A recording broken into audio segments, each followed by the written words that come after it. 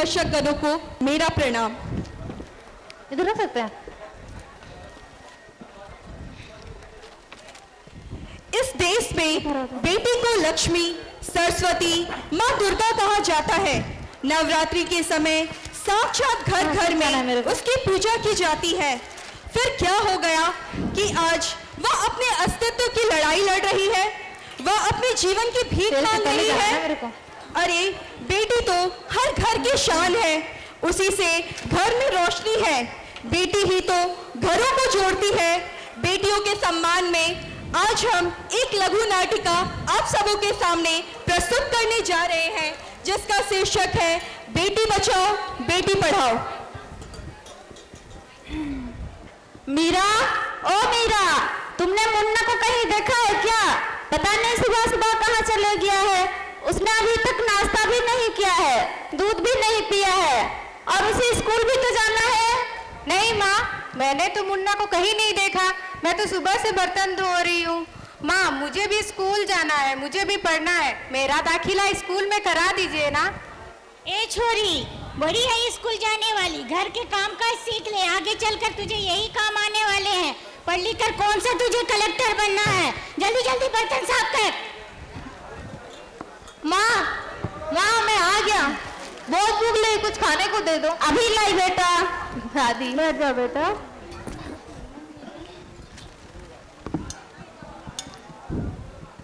माँ जी, मीरा को भी स्कूल में दाखिला दिला दीजिए ना, आखिर उसे भी तो पढ़ना लिखना जरूरी है। चुप कर, पढ़ना लिखना लड़कों का काम है, आगे चलकर लड़कों को ही घर गृहस्थी संभालनी होती है।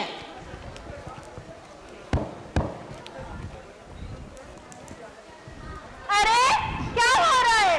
कौन किसकी जवाबदारी संभाल रहा है? और हमारी मीरा बेटी रो क्यों रही है? देखिए ना डॉक्टर दीदी, दादी मुझे पढ़ने नहीं देती है। कहती है पढ़ लिख के क्या करोगी, आगे चल के तो चूल्हा चौका ही संभालना है। अरे ये तो बहुत गलत बात है माँ जी। इस आपकी समाज की बात कर रहे हो। आज हम 21वीं सदी में जी रहे हैं। आज ही मैं टीचर जी से बात करके मीरा को स्कूल में दाखिला की दिला देती हूँ। अच्छा हुआ डॉक्टर दीदी आप आ गए। मैं अब मीरा को भी मुन्ना के साथ स्कूल भेज दूंगी। अच्छा मीरा, अब तुम रोना नहीं, मैं चलती हूँ। बहू, ओ बहू, जरा एक गिलास पानी तो लाना। अभी लाई बाबूजी।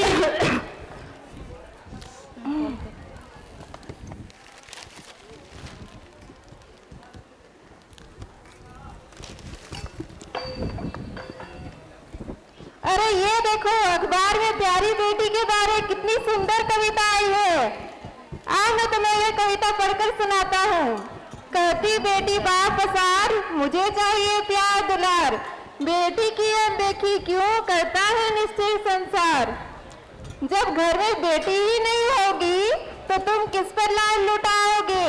जिस दुनिया में स्त्री ही ना होगी उस दुनिया में कैसे रह पाओगे। जब तेरे घर में बहू ही ना होगी तो कैसे वंश आगे बढ़ाओगे। नारी के बिन जग सूना है, तुम ये बात कब समझ पाओगे। हाँ तो भाग्यवान, कैसी लगी ये कविता? है ना मजेदार? काहे की मजेदार कविता, मुझे नहीं पसंद आई।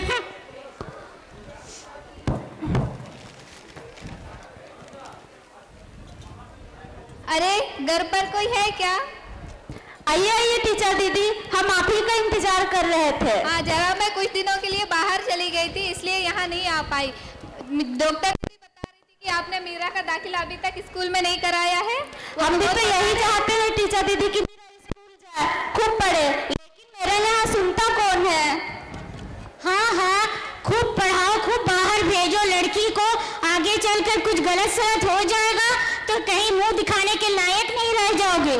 अरे माँ जी, आप कहाँ की बात कहाँ लेकर बैठ गई है। मीरा को 10वीं तक तो पढ़ लेने दीजिए, आगे की पढ़ाई बाद में सोचेंगे।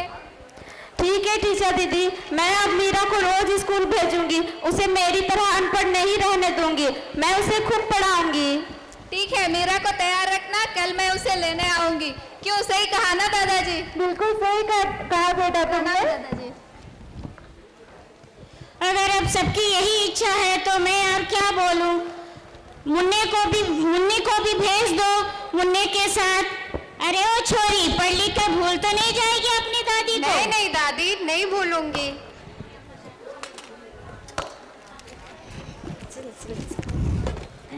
पंद्रह साल के बाद माँ, दादी मैं आ गई, मैं डॉक्टर बन गई हूँ। अरे मीरा बेटी आ गई? हाँ माँ। शाबाश बेटा। अरे छोरी, मुझे तो पहले पता था ये छोरी हमारा नाम रोशन करेगी। इस तरह ये कहानी थी मीरा की। ऐसी कई मीरा इस देश के कोने कोने में हैं। चलिए आइए आज हम यह प्रण लें कि शिक्षा का अधिकार सभी को मिले, क्योंकि बेटी है कुदरत की उपहार, मत करो इसका तिरस्कार।